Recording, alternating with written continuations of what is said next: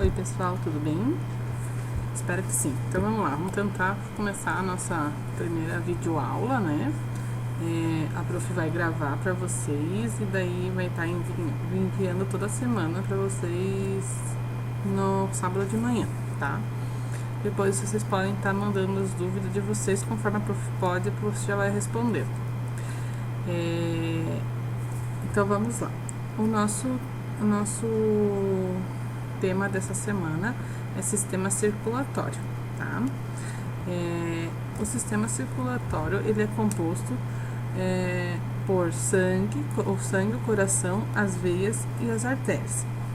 Ainda a gente pode colocar como composição a parte das arteríolas, que seriam as menores, né? E a gente pode colocar também a circulação extra, que seria a circulação linfática, que auxilia no sistema de drenagem, né? Então, e toda a circulação geral do corpo, seria para a eliminação de todos os componentes ruins e drenagem de líquidos extras, né? Como a gente pode ver ali, a gente tem diferentes tipos de vasos sanguíneos. Então, existem as veias, as artérias e os capilares. As veias, elas são um pouco mais finas, né? E normalmente elas ficam mais superficial no corpo. Já as artérias, elas ficam mais profundas e a gente sente pulsação nelas e elas são mais calibrosas. Por quê? Porque o sangue passa com maior velocidade e com o pulso. Então, por isso que elas têm que ser mais grossas, porque elas jorram. Quando a gente vai coletar sangue da artéria, a gente acaba assim, no puxar, a gente vê dentro da seringa o sangue sendo expulso. Já na veia você tem que puxar ele, sabe? Senão ele não vem. O termo veia, né? Normalmente a gente acha assim, toda veia ela tem sangue não oxigenado, rico em oxigênio, né? Pobre, desculpa, em oxigênio. E a artéria é rica em oxigênio. Mas na verdade não. A gente considera que veia é tudo aquilo que está voltando ao coração, retornando do corpo ao coração. E a artéria é tudo aquele que está saindo do coração e indo para o corpo, né? Mas existe exceções. Existe uma exceção de cada uma, né? De veia e de artéria, que ela não tem os componentes como se fossem as outras. No caso, assim, existe a veia que ela tá com sangue rico em oxigênio, e existe a artéria que ela sai do coração e vai para o pulmão, que ela tá pobre em oxigênio, né? Que seria onde que ela vai, e aí esse sangue daí ele vai ser oxigenado para continuar, para assim, começar novamente o ciclo. Os capilares seriam as extremidades, né? Onde tem as trocas, né? Eles vão ficando finos, onde lá nos tecidos eles vai ter, né? Essa oxigenação dos tecidos, e daí vai ser onde vai trocar o sangue para voltar pro coração. O eixo do coração ele deve se apresentar, né? Oblíquo, né? Em relação ao eixo do corpo. O ápice do coração, que seria a ponta do coração, ele sempre é mais voltado para a esquerda do que para a direita, né?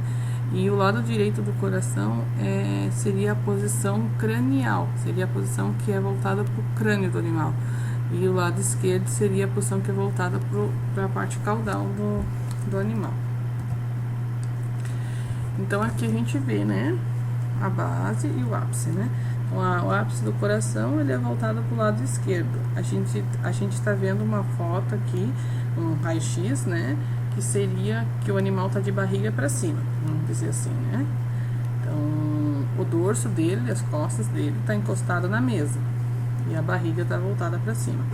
Aqui é onde que tem a divisão, né, do diafragma, seria a musculatura que divide o tórax do abdômen, né?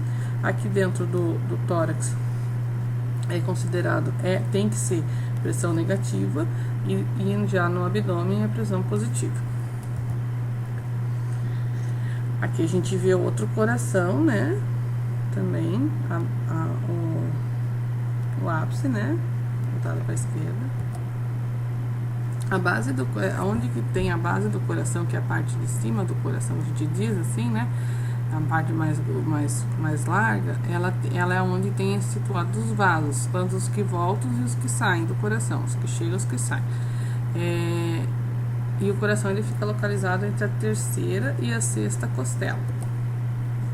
Então, como a gente vê aqui, né, entre a terceira e a sexta costela em si. A gente ainda consegue observar. Aqui a gente considera a cabeça, tá? Então, a cabeça, essa foto seria espelhada, né? Então, aqui tá a cabeça, aqui seria o membro torácico esquerdo, e esse aqui é o membro torácico direito. Então, no lado esquerdo, a gente consegue observar o orifício pulmonar, né? O orifício aórtico. A gente ainda consegue estar observando o orifício atrioventricular esquerdo, né? Desculpa que falhou o mouse. Já no lado direito, a gente consegue estar observando o orifício aórtico, né? Auscultando, né? Desculpa. E a válvula tricúspide em si, onde se encontra, né, o orifício aórtico, né, e daí tem a válvula tricúspide em si, né. O coração ele divide em 4 compartimentos, seria o átrio direito, o átrio esquerdo, o ventrículo direito e o ventrículo esquerdo, né. O átrio direito, né, ele vai receber o sangue pobre em oxigênio, então o lado direito sempre está recebendo o sangue do corpo, né. E o lado esquerdo seria para onde que vai ser esse átrio vai ser mandado para o corpo em si, né? O sangue. O átrio direito, então, ele recebe o sangue pobre em oxigênio e envia para o ventrículo direito, que vai enviar em direção aos pulmões. Já o átrio esquerdo, ele vai receber o sangue dos pulmões rico em oxigênio e vai enviar para o ventrículo esquerdo, que por sua vez vai mandar para todas as partes do corpo. Vai enviar para fora do coração para ir para o corpo, para oxigenar todas as células, toda a região, todo o corpo do animal. No adulto, o coração ele é totalmente compartimentado. Já no filhote, ele tem uma interligação, porque não é oxigenado durante a gestação no pulmão do animal, é oxigenado pelo pulmão da mãe. Então é feito a troca é automática e vai pelo cordão umbilical, onde que vai ser enviado para o corpo da mãe, vai ser oxigenado e mandado de volta para o corpo do filhote, lá dentro, né, durante a gestação em si. Então, o coração do cão, a gente olhando na face auricular, né? Onde que a gente consegue ver as aurículas em si. Então, a gente consegue tá vendo, né? Isso, no caso, durante uma cirurgia ou seria em uma aula de anatomia, assim, né? Uma necrópsia. Então, vamos lá. O ventrículo direito, né? O tronco pulmonar tá aqui, tá? O átrio... esse mouse. O átrio direito, tá? A veia cava cranial, e daí tem a caudal também, que vai aparecer vai estar aparecendo aqui, no outro lado, tá? O átrio esquerdo, tá? E o ventrículo esquerdo, que eu vou falando bem devagar para vocês entenderem. E aonde tem a gente chama, né, a maior artéria do corpo, seria a aorta, né? Então, ela é onde que sai todo o sangue do ventrículo esquerdo e vai pro corpo do animal, tá? Então, vamos lá. A abertura das válvulas atrioventriculares. Então, com a abertura das válvulas atrioventriculares, os ventrículos vão se encher passivamente, estando essas válvulas arteriais fechadas, né? Seguidamente, há uma contração dos ventrículos, dos átrios, com o completo enchimento, que a gente chama de sístole auricular. E depois disso, vai seguir com uma sístole ventricular, né?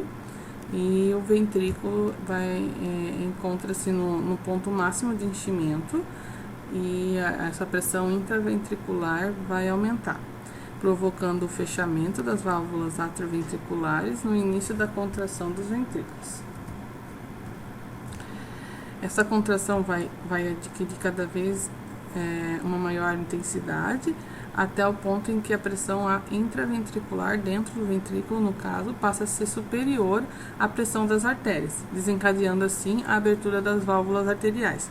E aí, finalmente, os músculos cardíacos vão relaxar, permitindo o encerramento das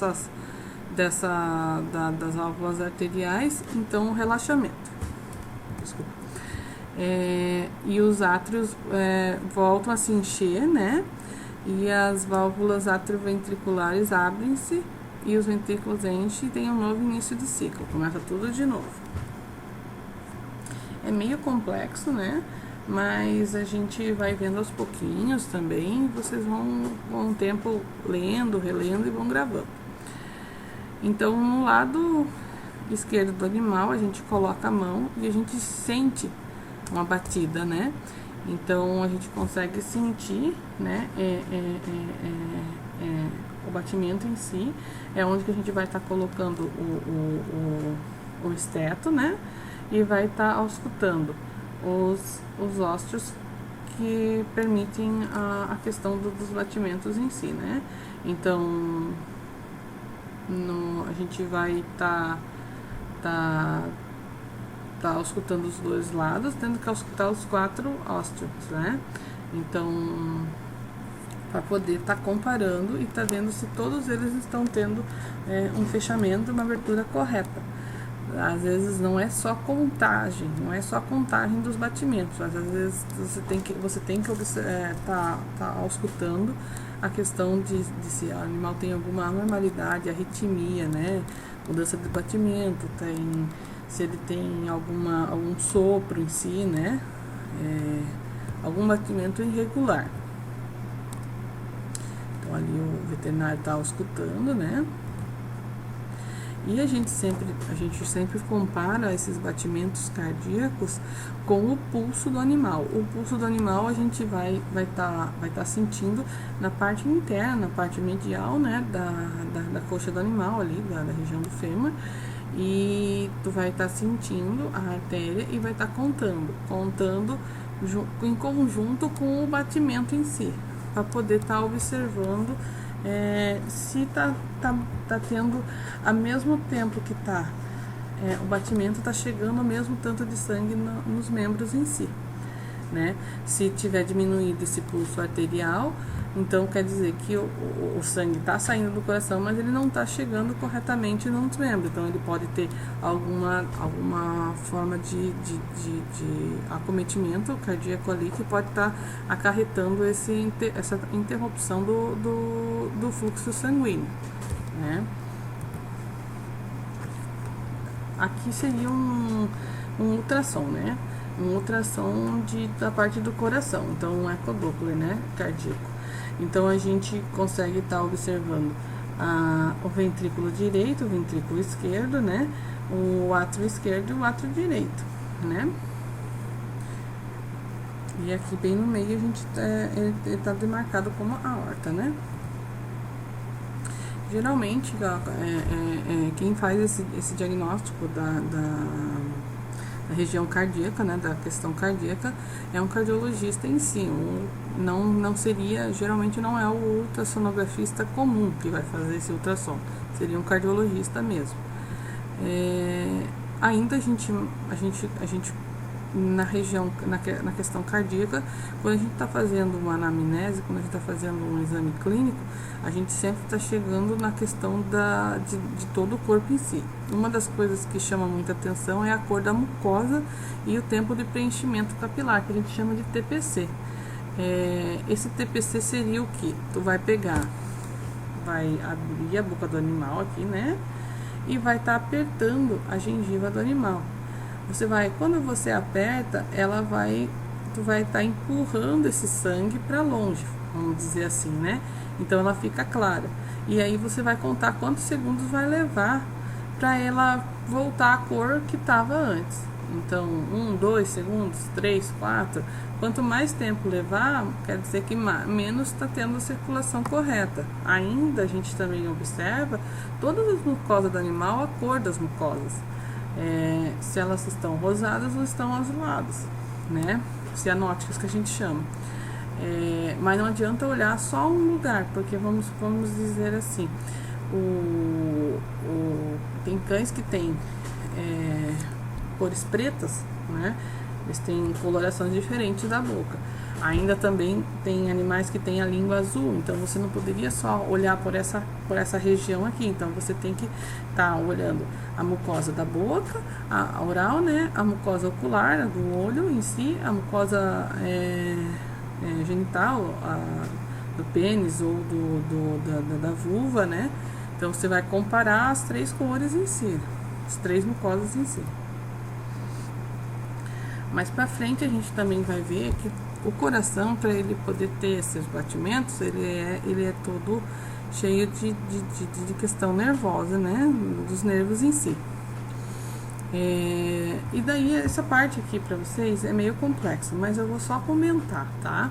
Então existe o que a gente chama de marca-passo natural, que seriam o sino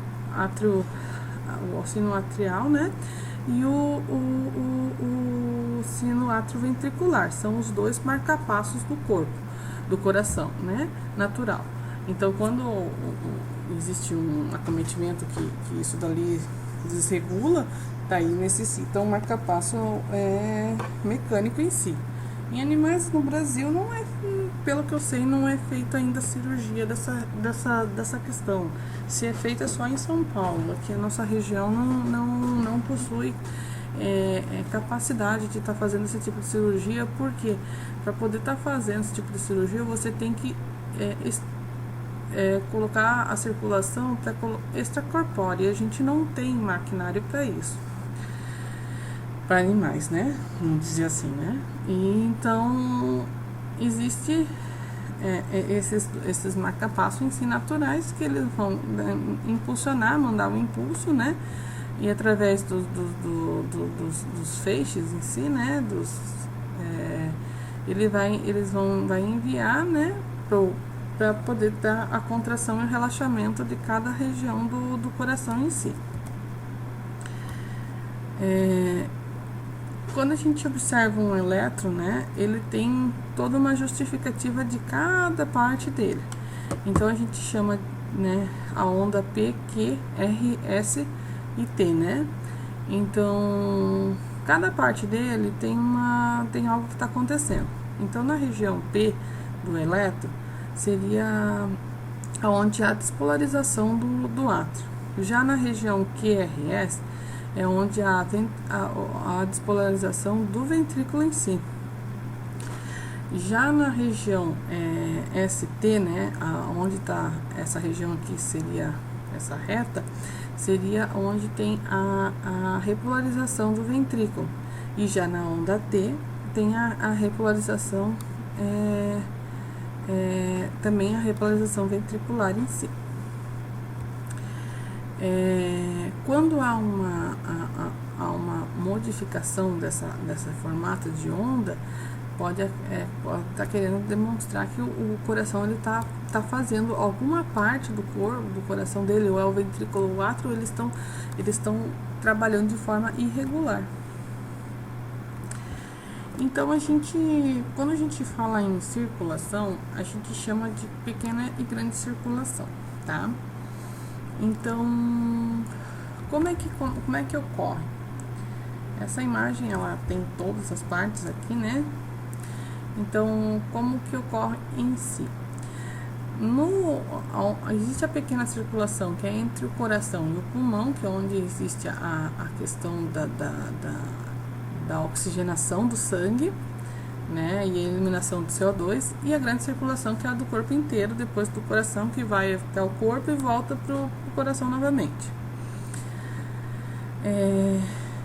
Lembra que eu falei para vocês que existiam exceções, né? Então, as exceções do corpo em si. Então, a gente vê aqui, né? O átrio direito, né? E aqui seria o átrio esquerdo, né? Do lado de cá. No átrio direito é onde que está chegando todo o sangue que tá mal, que já passou pelo corpo e já perdeu a oxigenação, tá rico em CO2. Ele vai sair, né, do ventrículo, né? Ele vai passar pro ventrículo e ele vai pro pulmão, que é onde vai ter as trocas gasosas, e ele vai irrigar, ele vai enriquecer de novo com oxigênio. Essa saída do coração, esse sangue pobre em oxigênio, sai do coração através do tronco pulmonar, que é considerado uma artéria, porque ele está saindo do coração. Só que uma artéria é a única artéria que é pobre em oxigênio, que o sangue passa pobre em oxigênio. Depois que é feita a oxigenação lá no pulmão, esse sangue ele vai retornar, né, pro coração novamente, né, e ele vai voltar através da veia pulmonar, né. Daí seria uma veia que seria... Não encontrei daí. Desculpa, meu celular chamou aqui. Seria uma veia que vai vir cheia de sangue oxigenado, mas é considerado veia porque ela tá vindo pro coração, ela tá entrando, o sangue tá voltando pro coração, por isso que é considerado veia. O ritmo cardíaco, né? O ritmo cardíaco ele pode se modificar devido a vários componentes em si, podendo ser interno ou externo. Então, ele possui, né, no caso, ele através de questão nervosa, né? Então, assim, o coração ele bate regularmente, naturalmente, sem você pensar, eu preciso que meu coração bata. Isso ele é natural. Porém, ele pode acelerar ou desacelerar o batimento cardíaco quando há alguma coisa diferente. Ele precisa metabolizar algum componente, ou houve uma hemorragia, um susto, né? Algum fator externo ou interno que pode estar ocorrendo em si. E de igual forma também o pulmão. Quanto mais há uma frequência cardíaca, quanto maior a frequência cardíaca, mais o sangue chega também, vai chegar nas células e mais vai requisitar ser oxigenado novamente no pulmão. Então acelera o batimento cardíaco, acelera a respiração também, a frequência respiratória também. E o excesso de oxigênio, ele conduz uma diminuição do ritmo cardíaco. Então, por isso que quando a gente coloca a máscara no animal com maior quantidade de oxigênio, a gente consegue diminuir esse ritmo cardíaco também, ajudando também quando o animal está com alta frequência cardíaca, né? Só um minutinho. Desculpa, a prof ainda está em recuperação do Covid. Aqui a gente está vendo na radiografia, né? Do lado, aqui seria a cabeça, tá? E aqui seria o abdômen do animal, e seria para trás, né? No caso a cauda, né? Cranial, então caudal. Então o lado esquerdo está voltado pra gente, né? A gente consegue estar vendo a traqueia em si, né? e tá aqui seria os pulmões, né, a parte do pulmão e o coração.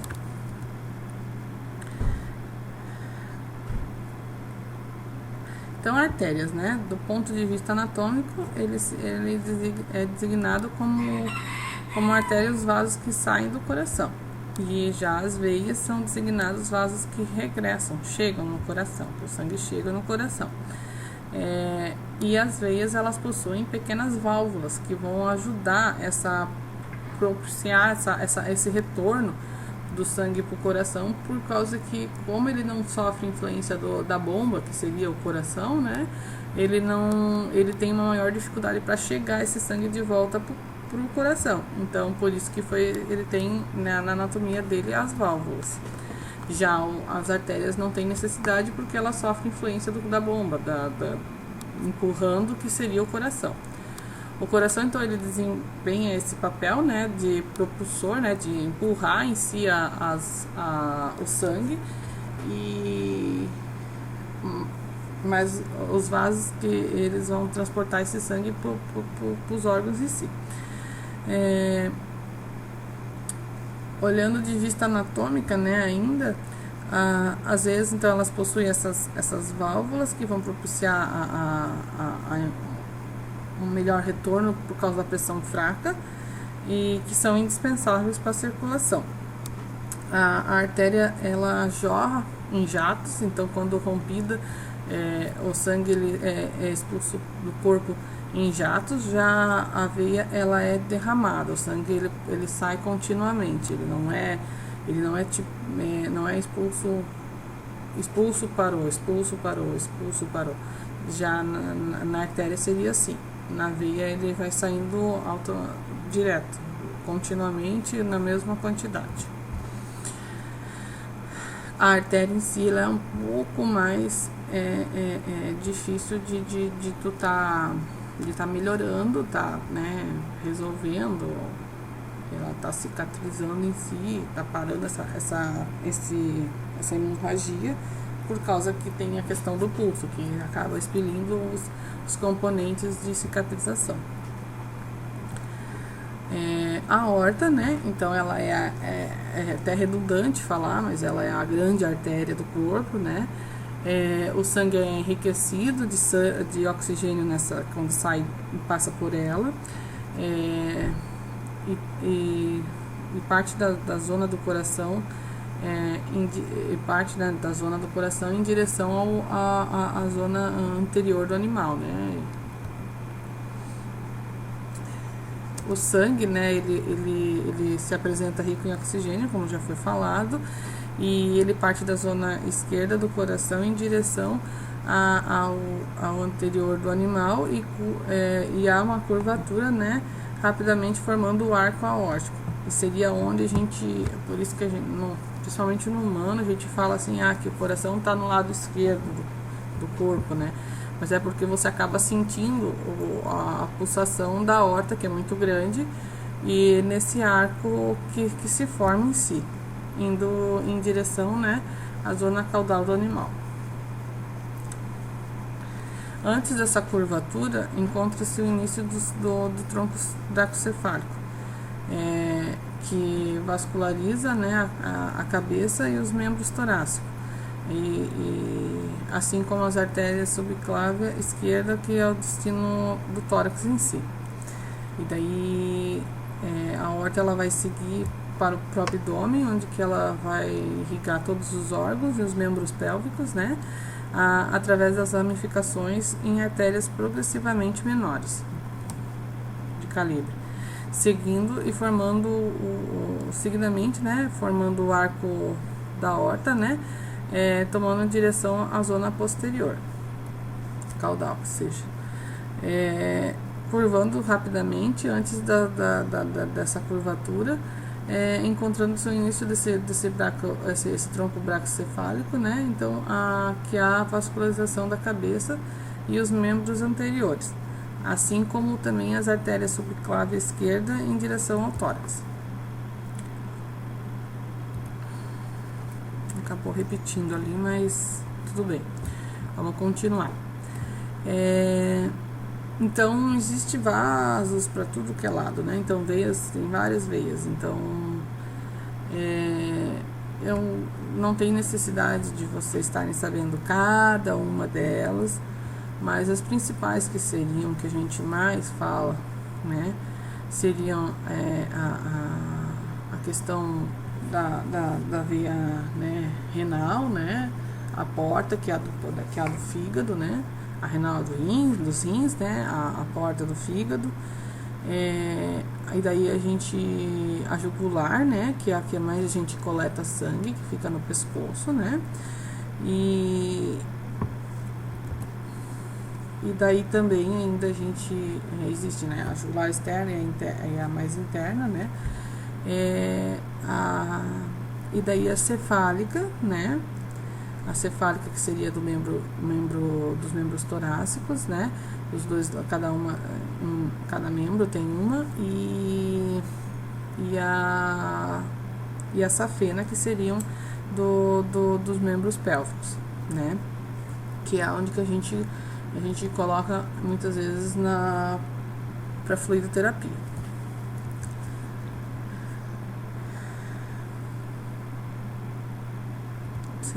Isso que seria o principal pra gente. Ainda, né, a gente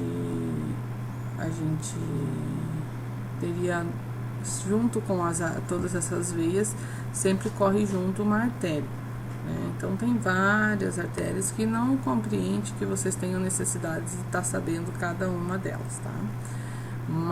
Onde que fica cada lugar. Então, a principal seriam as grandes, né? Que seriam a questão da saber a aorta, saber aonde né, a mesentérica, que seriam todas as questão a artéria que irriga todo o intestino. Daí ainda a gente pode colocar como as principais ainda, né? A questão da carótida comum, que seria a do pescoço ali, que ela anda junto com a jugular. Então, a comum e a externa, né? Que elas são muito importantes, que elas estão ali junto com a jugular em si, e elas acabam, né? Seria onde mais acaba rompendo em brigas de animais, né? Então, quando o animal pega no pescoço do outro, geralmente é onde mais rompe, né? Continuando, né?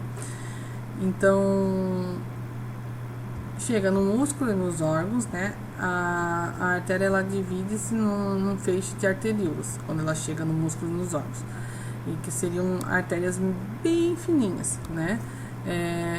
Que é onde que vai fazer a troca, né, de oxigênio com CO2, onde vão voltar através das vênulas, né, que seriam as veias fininhas, para poder voltar para os vasos maiores e poder chegar até o coração novamente.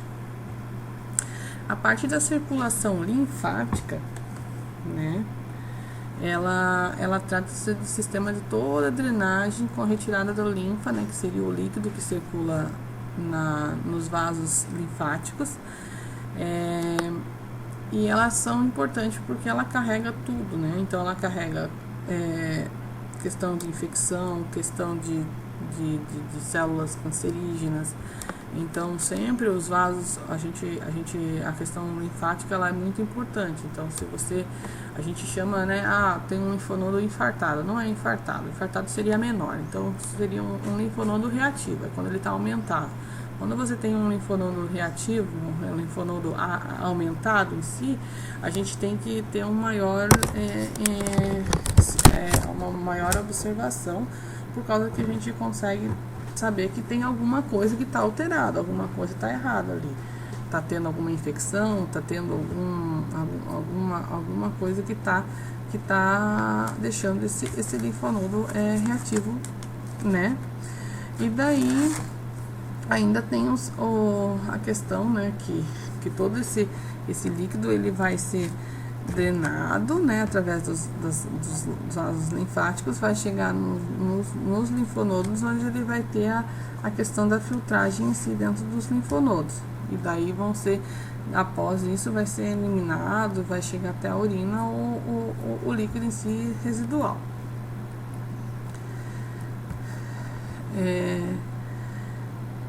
Então a gente tem a questão do sistema linfático do cão, né? Então a gente tem alguns troncos que a gente considera linfáticos. Então seria nessa região do abdômen, né? Da parte mais lombar em si, né? Que ele vai acabar indo toda a questão do abdômen, provavelmente dita, né? Que é o tronco lombar, né?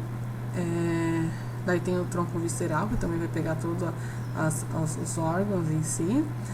O tronco, na região do pescoço, assim, no pescoço do animal, a gente tem o tronco traqueal. Daí, na região torácica, temos o tronco torácico e o tronco broncomediastinal, que é a região do coração, ali, do mediastino em si. Daí os glândulos linfáticos, né? Que seriam o que a gente chama de as ínguas que dão, né? Que a gente chama. Seria... A gente tem os glândulos linfáticos retrofaríngeos laterais, né? O glândula linfático retrofaríngeo medial, que seria mais para o meio. O glândula linfático mandibular, né, que seria mais na região da mandíbula, né, mais na região dali onde a gente sente o osso da mandíbula em si.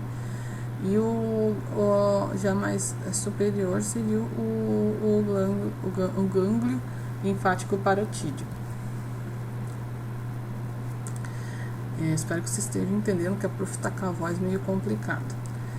Mas no corpo do animal existem vários glândulos. Então a gente tem alguns que a gente vai num exame, numa palpação, a gente vai estar sentindo, vai estar, né, apalpando para ver se tem algum aumento. Então, o que a gente sempre fala é que, assim, o poplíteo, né, ele é esse que fica nessa região traseira do animal, da perna ali, e a gente só vai conseguir estar sentindo se ele estiver muito aumentado em animais pequenos, ou às vezes a gente consegue estar sentindo, palpando em animais de raças grandes, tipo um dog alemão, né, um pastor alemão, mesmo ele não estando reativo, mesmo ele não estando com nenhuma alteração. Os outros a gente consegue palpar mais facilmente, né? Claro que menos a questão os internos, né? Só os externos, né? Então, geralmente o que a gente mais vai estar palpando seria essa questão da cabeça em si, né? Então, o parotídeo, o retrofaríngeo lateral, o mandibular e o retrofaríngeo lateral, medial. Esses são os principais que a gente da cabeça. A gente vai estar palpando sempre no exame. Ainda a gente vai estar dando prioridade para o axilar, né? Para os axilares em si, né? Tanto os acessórios quanto o axilar, propriamente dito. E daí o inguinal, né? O inguinal também superior em cada lado do animal, medial ali. Então seriam na região da coxa interna, né? Na região inguinal, propriamente dito, que vocês viram isso nas aulas anteriores, onde eu falei das regiões do animal, né? E ainda também a gente pode estar palpando o prof já falou desses. E o poplíteo em caso de animais maiores ou caso de estar aumentado. Então a gente vai estar comparando, tá assim, apalpando todos eles para poder tá vendo se tem alguma alteração ou não.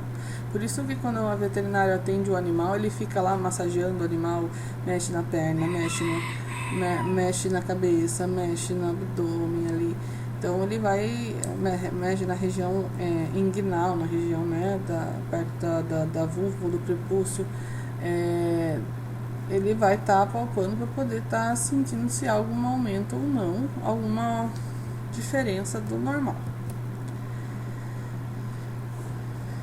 Então agora a gente vai continuar mais um pouquinho com as afecções cardíacas em cães e em gatos, tá? Então, algumas afecções, vocês não têm necessidade de se adentrar em tratamento, essas coisas assim, porque é o veterinário que tem que estar fazendo isso. Mas vocês têm que ter uma noção básica sobre isso. Então, vamos lá. Então, as afecções que pode ocorrer, né? Então, uma das principais a gente chama que é a cardiomiopatia dilatada, que é uma afecção do miocárdio, do músculo cardíaco em si. Então, e ela é frequente, né? E é de origem desconhecida. Então, a cardiomiopatia dilatada, ela é caracterizada então pela dilatação, né, dos ventrículos, né? Então, ele aumenta esse ventrículo, gravada por uma diminuição da capacidade, né, de contráteis em si. Então, o coração ele acaba ficando aumentado e ele não consegue se contrair corretamente, não conseguindo injetar, né, mandar o sangue embora de forma correta. Então acaba muitas vezes ficando com o que a gente chama de refluxo, acaba sempre sobrando um pouco e não chega a fazer eliminação correta. É muito comum em cães adultos, né, e de grande porte. Então, boxer, existem uns casos por questão nutricional. Então, assim, que a gente pode estar prevenindo, né? Então, o cocker, ele tem bastante casos, ele tem predisposição de ocorrer, né, a cardiomiopatia dilatada devido à deficiência de carnitina. E a gente sabe que quando o animal acaba comendo uma ração balanceada, ela consegue estar suprindo isso. Mas você também consegue existem, né, rações de raças específicas que acabam tendo uma suplementação maior nesse caso. Já animais que comem comidas caseiras, não balanceada, que a gente chama, não a ração natural, que a gente chama, né, que seria aquela alimentação natural em casa, mas balanceada por um veterinário, tudo certinho, suplementado, aí outra coisa. Mas o resto da comida, vamos dizer assim, né, a comida feita lá sem regulagem de quantidade. Muitas vezes ocorre quando eu tenho esse tipo de alimentação, de o animal ter essa cardiomiopatia dilatada devido à falta no caso do cocker, da carnitina. Já também ainda tem predisposição de raça por causa do porte, é o Doberman também, e daí no caso dos felinos também pode ocorrer por causa da falta de taurina, daí no caso. No cocker seria a carnitina e no felino seria a taurina. Então existe uma suplementação também na ração, que a gente pode ler lá, rico em taurina, né? Então isso tudo ajuda e previne, né, esse tipo de acometimento de doenças que antigamente a gente não tinha conhecimento, né, que seria por causa da alimentação muitas vezes. Normalmente, né, o animal começa a apresentar essa cardiomiopatia dilatada com 5 anos de idade, que seria a idade adulta para começar com o sênior, né? E os sintomas em si seria o aparecimento, né, de tosse, principalmente noturno. Então o animal acaba, durante o dia às vezes ele tá até bem, mas à noite quando ele vai deitar, ele deitou e começa a tosse. Dificuldade respiratória, quando vai fazer exercício principalmente, o animal está caminhando e começa a ficar azulado, cianótico, né? Por causa da dificuldade respiratória, o animal começa a emagrecer, e emagrece bastante mesmo, né? Então, aqui a prof não colocou imagem, né? Mas ele acaba ficando bastante caquético, que a gente chama, né, com o passar do tempo. Que seria bem magrinho mesmo, de aparecer tudo, por mais que ele coma, ele aparece, a gente consegue tá vendo as costelinhas e a cintura fica bem fina, o animal fica bem magro mesmo. Outro acometimento que pode acontecer é a insuficiência mitral. Essa daqui já seria outra doença, tá? Então, esse no caso seria um problema que raramente ocorre em gatos, né? Ele ocorre mais em cães, que ele é devido a uma degeneração, né? Então, seria a gente pode chamar de degeneração desmontando, né? Estragando, vamos dizer assim, vamos colocar como sinônimos da coisa. A válvula mitral, né? E ocorre principalmente em animais de porte pequeno a médio, geralmente adultos e idosos também. Então o cocker ele também entra nesse acometimento. Então o cocker ele já está em 2 acometimentos cardíacos, ele tem bastante problemas cardíacos mesmo. Ainda entra o chihuahua. O poodle é um animal que ele também tem quase tudo, né? Então ele tem predisposição a quase tudo, o poodle, então ele é um animal que o veterinário atende bastante, por causa que tem muita doença de pele, problema de traqueia, problema de coração, quase tudo. O pincher, o fox terrier, o boston terrier, o schnauzer miniatura, então seriam mais acometimento de animais menores e médio. Já no caso da cardiomiopatia dilatada, que a gente tinha visto, seriam mais animais grandes.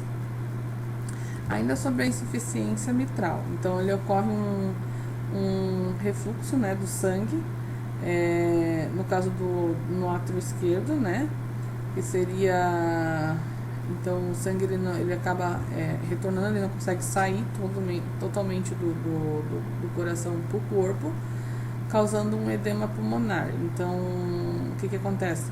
Como ele se acumula ali, o sangue que está vindo do pulmão, ele não consegue, ele não consegue, ele vai sobrando, no caso, vai sempre sobrando, e daí vai sobrando no pulmão, e daí vai acumulando, causando edema pulmonar, que seria o líquido no pulmão, e daí seria a sensação de afogamento, né? Seria por causa de sobra de líquido em si no pulmão. Esses sinais de edema seriam a tosse, principalmente noturna também, então é bem confundido uma coisa com a outra, dificuldade respiratória, crise de asfixia, né? Então o animal acaba ficando com falta de ar, a síncope, né? A cianose, e o edema pulmonar agudo, que aí é um acometimento bem grave que necessita de um atendimento clínico e medicação, né? O sangue, vamos falar um pouquinho sobre os componentes do sangue, tá? Então o sangue, ele é um líquido viscoso, né? E ele é heterogêneo, ele não é homogêneo. Então ele tem vários componentes em si. Existe a parte líquida, que seria o plasma, né? Sanguíneo, e a parte globular, né? A parte dos glóbulos vermelhos, brancos e plaquetas, né? Que quando a gente faz uma centrifugação, a gente consegue ver corretamente. Então, quando tu coloca na centrífuga o tubinho, a gente vai ver bem assim mesmo. O plasma vai ficar em cima, no meio vai ficar os glóbulos brancos e as plaquetas, e embaixo vai ficar as hemácias. Isso num sangue sem anticoagulante. No sangue com anticoagulante, ele não vai separar dessa forma. E a função em si, né, desse sangue é o transporte, né, do oxigênio, do ferro, e a defesa do corpo. Agora a prof vai parar um pouquinho para passar para outra aula, tá?